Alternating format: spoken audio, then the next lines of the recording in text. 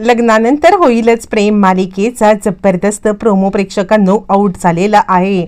सगळ्यात महत्त्वाचं म्हणजे आता खूप मोठा टर्निंग पॉइंट मालिकेमध्ये दिवसेंदिवस येतच चाललेला आहे। आपण तर पाहिलंय की गुरुजींनी केलेली भविष्यवाणी एकदम विचित्र आहे, पण ही भविष्यवाणी अशी काही खरी ठरेल आणि आता या सगळ्यामध्ये रम्याच्या जीवावरती बेतेल। बरं, आता नुसतं बेतेल नाही तर आपल्या आईच्या एका चुकीमुळे रम्याला आता इकडे आपल्या जीवावरचं संकट ओढवलंय आणि ऐन लग्नामध्ये लग्न तर पार पडलंय, पण आता एकदम धूमधडाक्यात रम्या आणि वसू यांना स्वतःच केलेल्या कारस्थानांची अद्दल घडले। नक्की काय घडले प्रेक्षकांनो? गुरुजी तर आता निघून गेलेत, पण गुरुजींनी दिलेली महाभारत हे आता हिच्याकडे आहे आणि तिने आता म्हणजे रम्याने पूर्णपणे मनावरती घेतलंय। काहीही झालं तरी सुद्धा या महाभारताचा अध्याय या घरात सुरू होणार।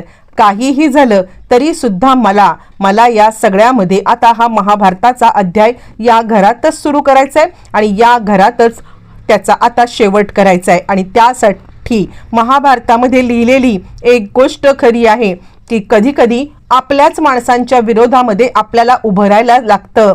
म्हणजे खरं तर आता श्रीकृष्णाने अर्जुनाला सांगितलेलं असतं की ज्या वेळेला कधी कधी आपल्याला जर का जिंकायचं असेल तर आपल्याच माणसांच्या ह्याच्यावरती पाय देऊन पुढे जावं लागतं, असं आता ती इकडे बोलत आहे। आणि त्यावरती वसू हे सगळं ऐकते। वसू म्हणते काय चाललंय काय तुझं?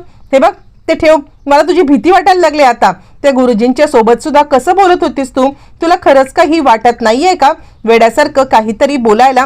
आणि त्यावरती लगेचच आता इकडे ती म्हणते नाही, जर का मला आता हे सगळं करायचं असेल तर आपल्याच माणसांचा बळी द्यावा लागेल। वसूला का कोणास ठाऊक पण तिच्या ह्या वागण्याची खूप भीती वाटायला लागते।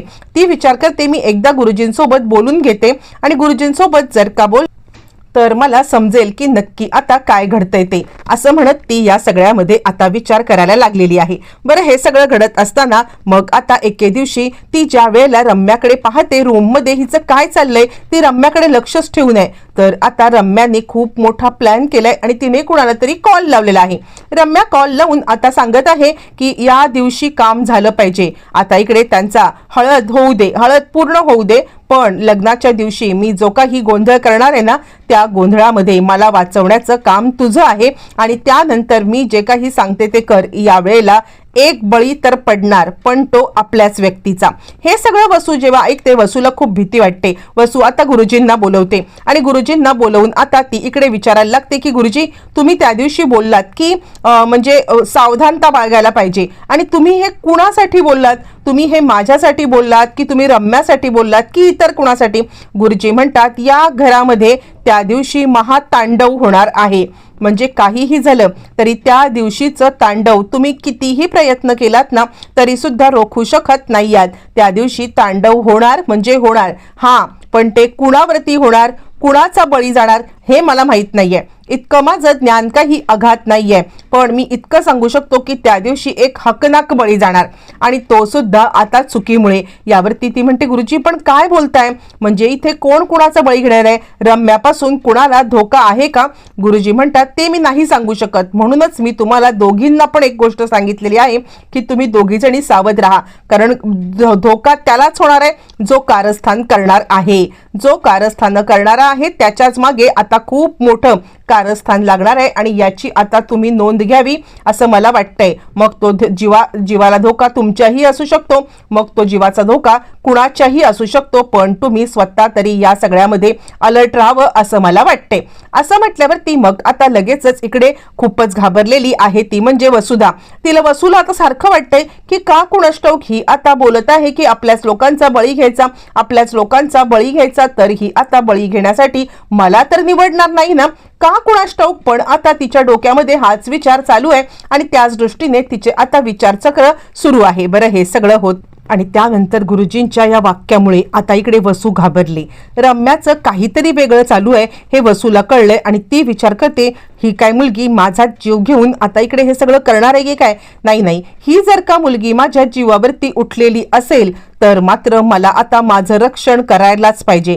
काय करू, कसं करू, तिला काही कळायला मार्ग नाहीये. आणि आता ती या सगळ्यामध्ये म्हणजे ती आता लक्ष ठेवत आहे, ती म्हणजे रम्यावरती. इकडे तोपर्यंत काव्याच्या लक्षामध्ये एक गोष्ट आलेली आहे की ज्या वेळेला आपण आता साड्या घेण्यासाठी बसलो होतो तेव्हा रम्याने एक साडी पळवलेली आहे आणि त्यामुळे आता इकडे डाऊट आलेला आहे काव्याला. म्हणजे काव्याला पहिल्यापासूनच डाऊट आहे, तिचा डाऊट अजून काही गेलेला नाहीये की आता रम्या या लग्नामध्ये काहीतरी हे करेल आणि आता इकडे ती काहीतरी करू शकते हे तिला माहिती आहे. आणि त्याच वेळेला मग आता इकडे ती नंदिनीला सांगतेय की ताई तू गुरुजींशी बोलून घे ना, तू गुरुजींना विचार ना की आता नक्की त्या दोघींना आतमध्ये जाऊन त्यांनी काय सांगितलं होतं, मला का कुणास ठाऊक काहीतरी डाऊट येतोय. यावरती मग आता लगेचच नंदिनी सांगते नको तू काळजी करूस, मी गुरुजी जेव्हा बाहेर आले ना त्यावेळेला मी गुरुजींना विचारलं सुद्धा होतं, मी गुरुजींना म्हटलं सुद्धा होतं की आता नक्की आत काय घडलं, पण गुरुजी मला काही बोलले नाहीयेत. आणि त्याच वेळेला नंदिनी विचार करते नाही, जर का काव्याला या सगळ्यामध्ये डाऊट येतोय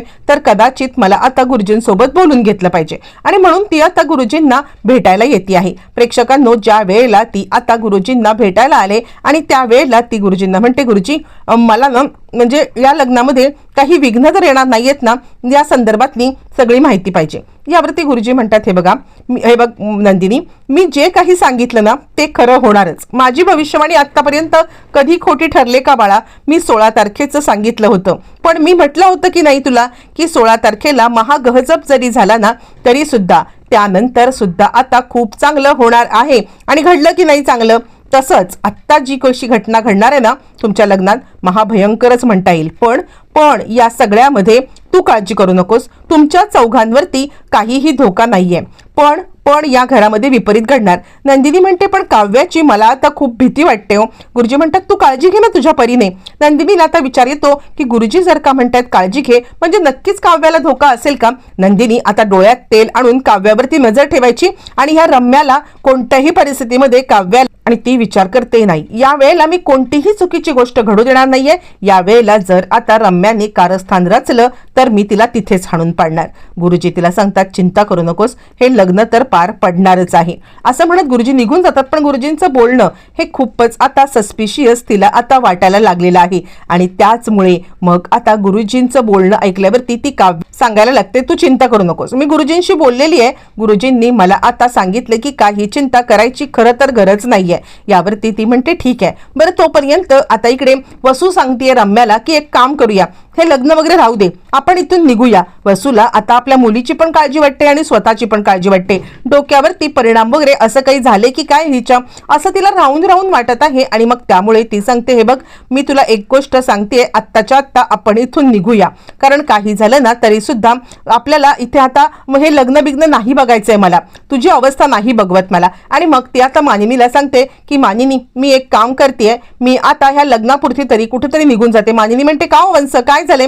ती सांगते नको, उद्या जर का लग्नामध्ये कमी जास्त काही झालं ना तर तुम्ही सगळे माझ्यावरती डाऊट घ्याल. त्यावरती मग आता इकडे मानिनी विचार करायला लागते हे ह्यांचं नवीन काय, म्हणजे आतापर्यंत तर लग्नामध्ये विघ्न येण्यासाठी हे करत होते आणि आत्ता लगेच जायच्या गोष्टी करता येत नाही, पण ह्या गेल्या तर म्हणजे लग्नामध्ये 4 लोक विचारायला लागतील ना, 4 लोक लग्नामध्ये बोलायला लागतील की नक्की आता काय आहे, या अशा कुठे गेल्या. आणि त्यामुळे मानिनी त्यांना थांबवते आणि ती विचार करते मी थांबवलंय तर खरं, पण आता नक्की काय होणार आहे. दिवस उजाडलाय हळदीचा दिवस उजाडल्यावरती खऱ्या अर्थाने धडधडायला लागले मानिनीला.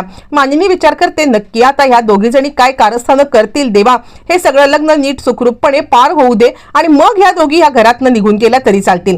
त्याच हळदीच्या वेळेला मात्र आता इकडे रम्याने खूप मोठं प्लॅनिंग केलंय. प्रेक्षकांनो, रम्याने जे प्लॅनिंग केलंय ते वसूला माहित नाहीये आणि वसूने जे प्लॅनिंग केलंय ते रम्याला माहित नाहीये. आता इकडे रम्याने त्याच दिवशी कॉल केलेला आहे आणि आता तिने लग्न मोडण्यासाठी खूप मोठा गहजब रचलाय आणि त्याच वेळेला वसूला तिचा प्लॅन कळलाय प्रेक्षकांनो. आणि वसूने आता तिचाच डाव तिच्यावरती उलटवण्यासाठी खूप मोठा प्लॅन रचलाय. पण गुरुजींची भविष्यवाणी ज्याप्रमाणे कधीच खोटी होत नाहीये, त्या त्याचप्रमाणे दोघींचे डाव उलटत रम्याच्या जीवावरती बेतलंय. आता खरं सांगायचं तर आता या दोघींनी एकमेकीला मारण्याची सुपारीच नाही दिलेली आहे. या दोघींनी वेगळंच कुभांड रचलेलं आहे आणि ते या घरातल्या लोकांवरती पण नियतीने अजब गजब डाव खेळत आता इकडे रम्यालाच या संकटामध्ये मृत्यूच्या दाढेमध्ये ओढलंय. आणि त्यानंतर वसूला आता इकडे आपल्या एका चुकीमुळे रम्याची ही अवस्था झालेली आहे असं कळलंय. म्हणजे खरं तर वसूने रम्याला किडनॅप करायला सांगितलेलं आहे यावेळेला, कारण आता इथे कोणता व्याप नको म्हणून. पण गोष्ट अशी घडली की रम्याने काव्याला मारायला सांगितलेलं असतं. पण आता वसूच्या एका चुकीच्या फोन कॉलमुळे सगळं रम्याच्या जीवावरती बेतलंय आणि ऐन लग्नाच्या वेळेला रम्या आता इकडे म्हणजे पडलेली बघून सगळ्यांना धक्का बसलाय. लग्न तर पार पडणार आहे, पण आता रम्याची अवस्था फारच बिकट झालेली आहे. या सगळ्यामध्ये आता इकडे नक्की पुढे काय घडणार, रम्या बरी होणार का, हे मात्र येणाऱ्या भागातच कळणार.